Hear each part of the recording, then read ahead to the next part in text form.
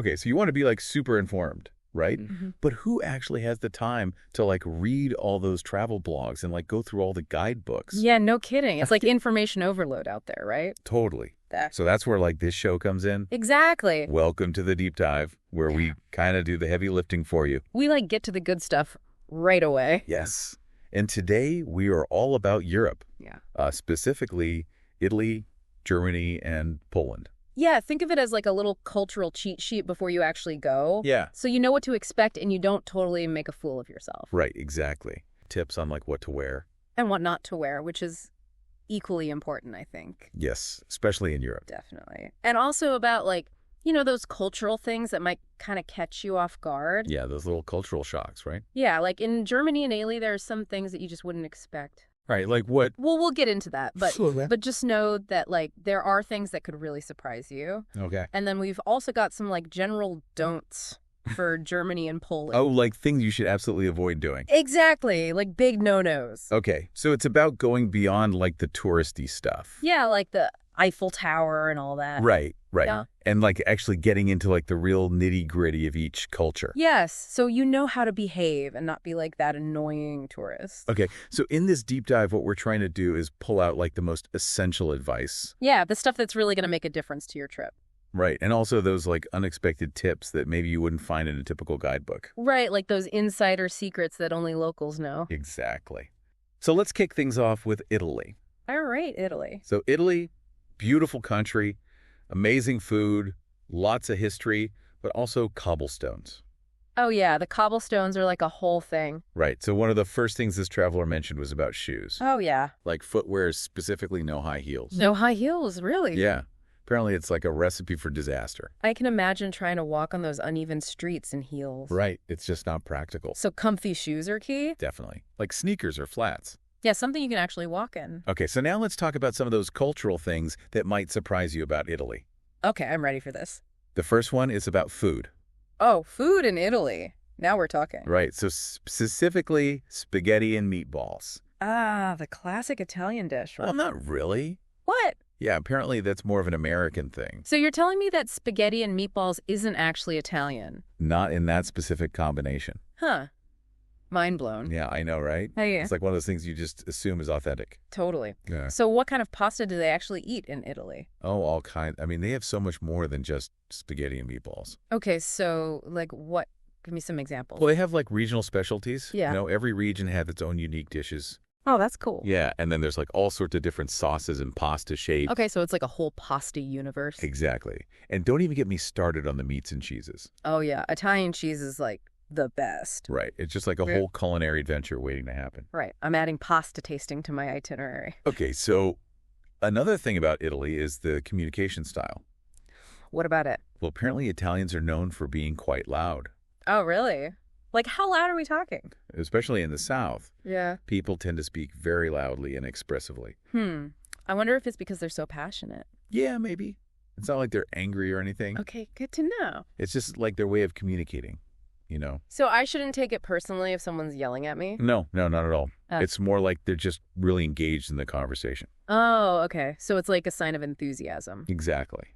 And it's also a way of connecting with people, even if you don't speak the same language. That makes sense. I guess body language and tone of voice can communicate a lot. Right?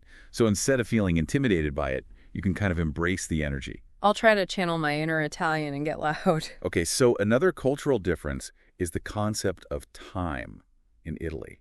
Oh, time in Italy. That's a whole other story. Right. So basically, they have a more relaxed approach to time. Like, what do you mean? Well, for example, if you arrange to meet someone at, say, 9:30, Right. it's totally acceptable to show up closer to 10. Oh, wow. So it's not considered rude to be late? Not really. At Oh. least not in social settings. Okay, but what about like business meetings or appointments? That's a different story. I think for those, it's still important to be on time. Okay, so it's like social time versus professional time. Exactly. Mm. And this is really important. Public transportation runs on a very strict schedule. Oh, yeah, especially the high-speed trains. Right. You do not want to be late for one of those. Nope, definitely not. Yeah. So basically for trains, be on time. Yes. But for social stuff, it's a little more flexible. Exactly. Okay, got it. All right. So another thing to keep in mind is their opening hours. What about them? Well, a lot of shops and even banks close for a couple of hours in the middle of the day. Oh, really? Like a siesta? Kind of. Yeah, it's like a midday closure. Interesting. So if I need to go to the bank, I should go in the morning or afternoon. Exactly. Or like if you want to do some shopping plan accordingly. Noted. Now, speaking of planning, one thing you absolutely have to be prepared for is the crowds. Crowds. In Italy, no way. I'm serious. Especially at the popular tourist spots like Rome, Venice, Florence. Oh, yeah, those places are packed with tourists. Right, the lines can be incredibly long. Ugh, I hate waiting in lines. Yeah, so the advice here is to book everything in advance. Like tours and stuff. Yeah, and tickets to museums and attractions. Okay, that makes sense. Otherwise, you'll waste half your day standing in line. Exactly. And nobody wants that. Definitely not. So booking ahead is a must. All right, let's talk about the dining experience in Italy. Ooh, yes. Food again. So meals often consist of multiple courses. Like a tasting menu. Kind of, yeah. You usually have a primo, which is the first course, like pasta, and then a secondo, which is the main course, often meat or fish. Sounds delicious. But here's the thing. The dishes might not arrive at the same time. Really? That's weird. Yeah, it's just how they do things. So I might be finished with my pasta before my main course even arrives? It's possible. Yeah. So if you prefer to have everything together, Yeah. you should probably let the server know. Good tip. Especially if you're with kids who might get impatient. Exactly. And another thing, when you're ready to leave, you have to ask for the bill. You do. They don't just bring it. Nope. You have to ask for il conto. Okay, I'll remember that. Oh, and one more practical tip about money. Shoot. If you're planning to use ATMs after hours, make sure you have a chip-enabled credit card. Oh, yeah, those are pretty standard now, right? Yeah, but it's good to double check. Especially if you're relying on ATMs. Exactly. Okay, so moving on from food and money, let's talk about the people. Okay. The nonnanas, which are Italian grandmothers. Oh, yeah, I've heard they're like the heart of the family. Totally. They're described as being super caring and welcoming, Oh, that's sweet. but also kind of like a little overbearing sometimes. Like how? Well, there's this funny story about the traveler's brother, who's apparently very thin, Right. and the nonna kept scolding him for being too skinny. Oh, no. Uh-huh. That's hilarious. Yeah, it's like tough love Italian style. So basically, they just want to make sure you're well-fed and happy. Exactly. Okay, well, that sounds lovely. Yeah, and speaking of lovely, Italians in general are known for being very friendly. That's good to hear. Yeah, the source mentions how easy it is to strike up conversations with locals, Really. especially if you become a regular at a cafe or restaurant. So it's like they value building relationships. Definitely. Yeah. And they're very welcoming to tourists. That's awesome. I love it when locals are friendly. Me too. It makes the whole travel experience so much better. Right. Now, is there like a difference between the north and south of Italy? Yeah, there are some regional differences for sure. Like what? Well, the north is generally more industrial and the south is more agricultural. Okay. And there are some cultural differences too. Like what? Well, the source suggests that the south might be even friendlier than the north. Really? Yeah, but it's hard to generalize, of course. Right. Every region has its own unique charm. Exactly. Okay. So for any sports fans out there, a word of warning about soccer. Soccer. What about it? Well, in Italy, they call it calcio. And it's like a religion. Wow, people are really into it. Yeah. So be careful about attending certain matches, like derby matches. What are those? They're matches between rival teams from the same city. Oh, okay. And those can get pretty intense. Like fights break out. Yeah, it can get pretty rowdy. Yeah, So maybe stick to less intense matches if you're not a diehard fan. good advice. And last but not least, a tip about driving in Italy, Oh, yeah, driving in Italy can be an adventure. especially in Naples, apparently. What's so special about Naples? Well, the traffic is pretty chaotic. I can imagine. So the advice is to watch how the locals do it. Like learn by observing. Exactly. And make eye contact with drivers. Why is that important? It's like a way of communicating your intentions, Okay. And always use crosswalks. Always. Yes, apparently if you get hit by a car outside of a crosswalk, Oh. you might actually be held responsible for damages to the vehicle. What? Seriously. Yeah, so stick to the designated crossings. Okay, noted, I'll be extra careful when crossing the street in Italy. Good plan. Okay, so that was a whirlwind tour of Italian culture. Lots of good stuff to keep in mind. Right. Now let's shift gears and head north to Germany. All right, Germany. So Germany is known for its efficiency, its beer, its history. And it's fashion. Well, about that, What do you mean? there are certain things you might want to avoid wearing in Germany if you don't want to stick out like a sore thumb. Oh, really? Like what? wear baseball caps for one. Especially worn backwards. Right, especially backwards. Got it. No baseball caps. And then khaki pants. Really? I thought those were like a classic. Maybe in America, but not so much in Germany. Okay. And then athletic wear is everyday clothing. So like sweatpants and stuff. Yeah, unless you're actually working out. Right. And those big baggy U.S. university sweatshirts. Oh, yeah, those are pretty common on college campuses. Right. But in Germany, they might make you look like a stereotypical tourist. So basically just try to blend in a bit. Exactly. You want to look presentable and respectful. Oh, no problem. And this is especially important if you're concerned about safety. How so? Well, if you look like a tourist, you might be more likely to be targeted by pickpockets or scammers. That makes sense. It's Right. like you're advertising that you're not from around here. Right. So just try to dress like a local. And what about shoes?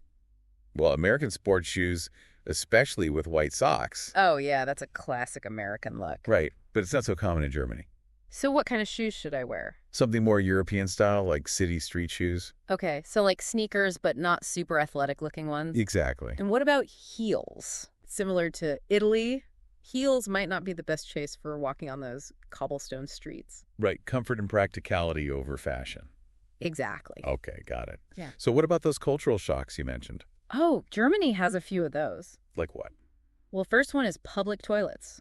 What about that? Well, be prepared to pay. Pay for a toilet. Yeah, it's pretty common in Germany. How much do they usually cost? It varies, but it's usually like 50 cents or €1. Okay. Not too bad, I guess. And sometimes you'll encounter toilet women. Toilet women. Yeah, they're like attendants who collect the money and keep the toilets clean. Interesting. And then there's the shelf toilet. The what? The shelf toilet. It's this weird design where the waste sits on a shelf before being flushed. Oh, that sounds kind of gross. Yeah, and apparently if you flush at the wrong time, Oh. you might get splashed. Ew, no thanks. Yeah, so just be aware of that. Okay, duly noted. Now, another potential shock is something you might see around train stations. Well, sometimes you'll see people who are like begging or appear to be struggling with addiction. Oh, that's sad. Yeah, it can be a little confronting. But the source explains that these individuals are often referred to as Aussies. Aussies. Like from Australia? No, it's a German term. It basically refers to people who are kind of social outcasts. Oh, I see. And the good news is that they're generally not dangerous. Okay, that's reassuring. Yeah, and they're usually being looked after by the government. So there's a support system in place. Exactly. That's good to know. Now, another thing that might surprise you is that the stereotypical image of Germany isn't always accurate.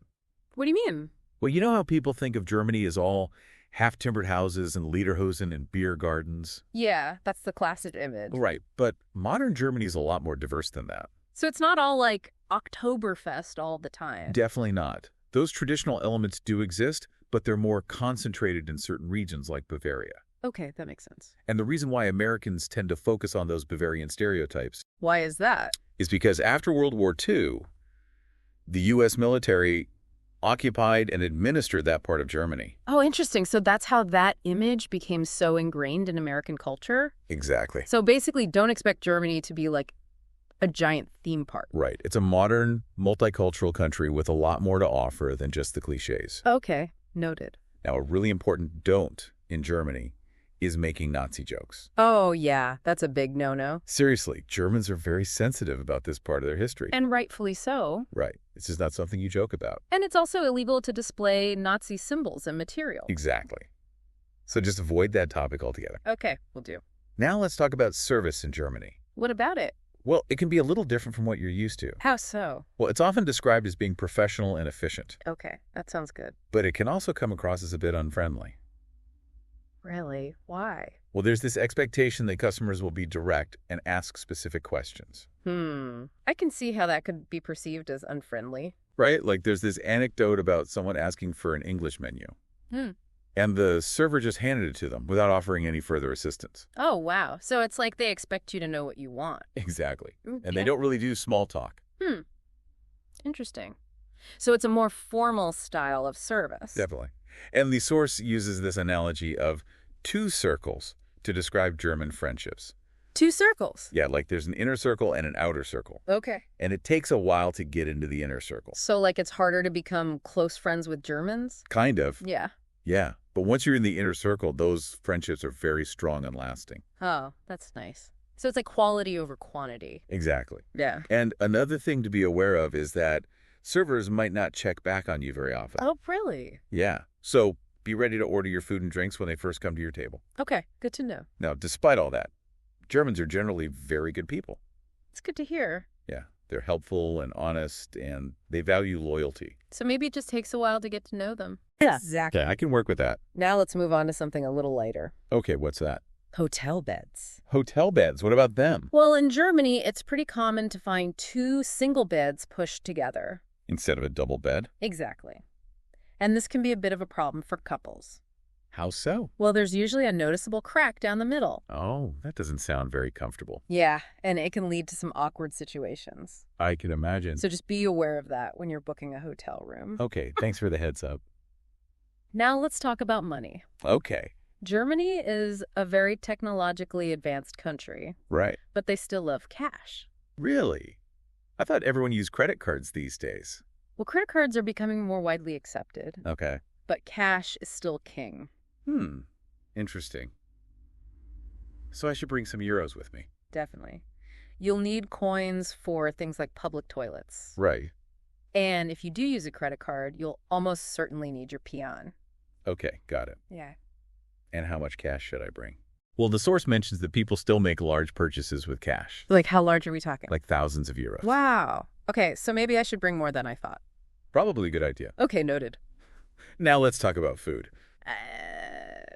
All right. I'm always up for talking about food. So German cuisine is known for its pork. Oh, yeah. I love German sausage. Right. They have all sorts of different sausages and other pork dishes. And sauerkraut. Of course, sauerkraut's a classic. So they eat anything besides pork and sauerkraut? Of course, modern German food is actually very multicultural. Oh, that's cool. Yeah, they have influences from all over the world. So it's not just heavy German food all the time. Definitely not. Good to know. Now, last but not least, the stereotypical German tourist abroad. Oh, yeah. What's that all about? Well, picture this, a man wearing a Jack Wolfskin jacket or a khaki vest with lots of pockets. Okay, I can see it. And sandals with socks. Sandals with socks. Really? Yeah, often dark socks. Interesting fashion choice. And, of course, he's carrying a very practical backpack. So it's like the ultimate tourist dad look. Exactly. Okay, well, I'll try not to dress like that. Good plan. Okay, so that was Germany. Lots of good tips there. Right. Now let's move on to Poland.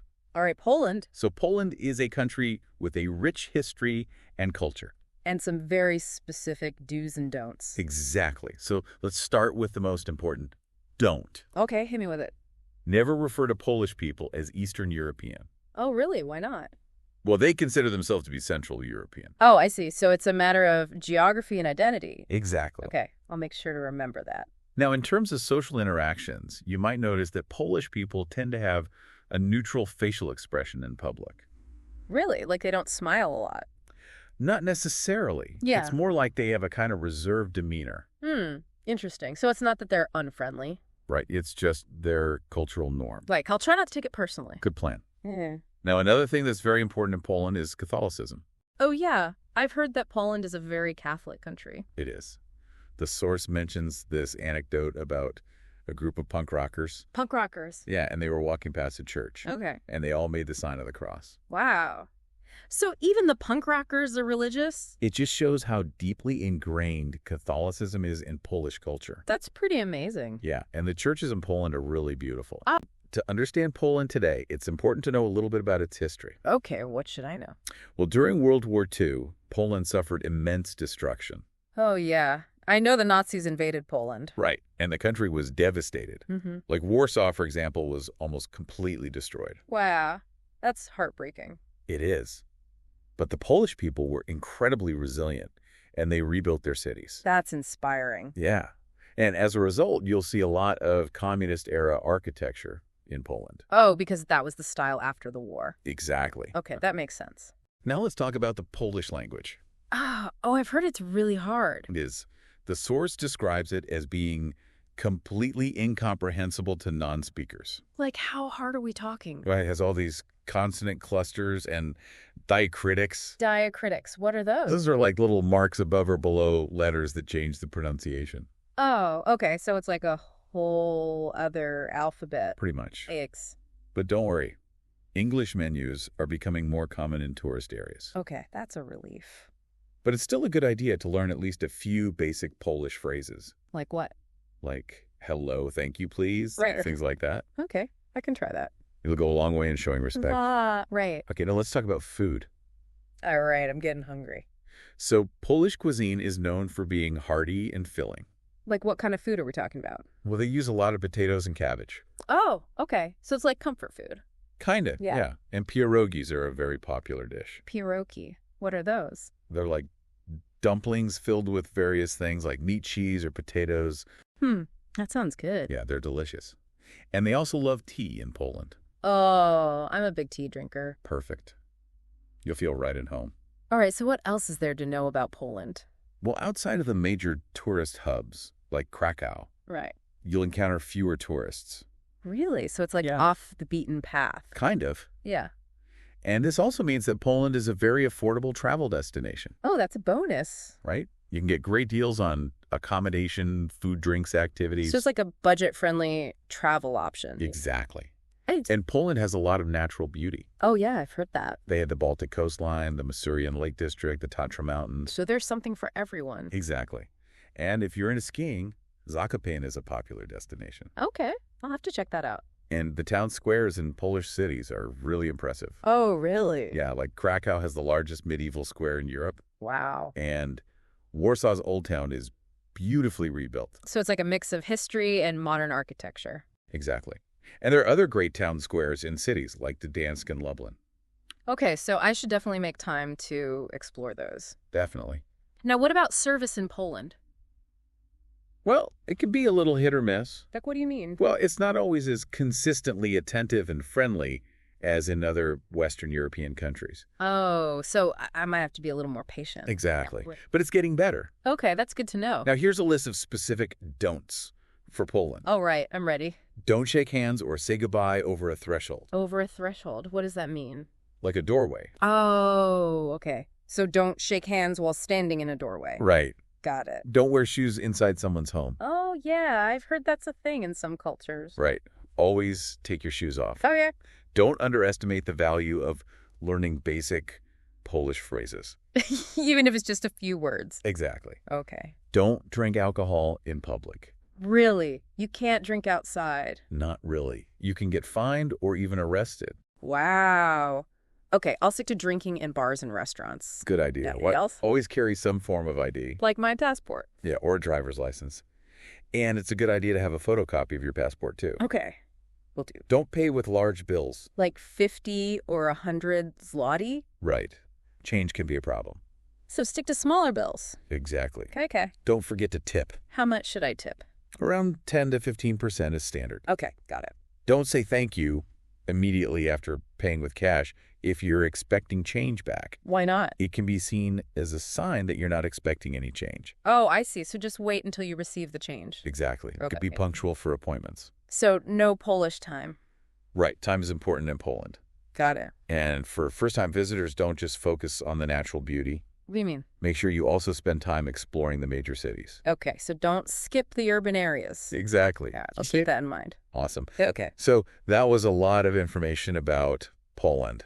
Yeah, but it's all good stuff to know. Right. And it all comes back to this idea of being a culturally aware traveler Exactly. You want to be respectful of the local customs and traditions. and avoid those embarrassing faux pas. Definitely. Nobody wants to be that tourist. Okay, so let's do a quick recap of all three countries. Yeah.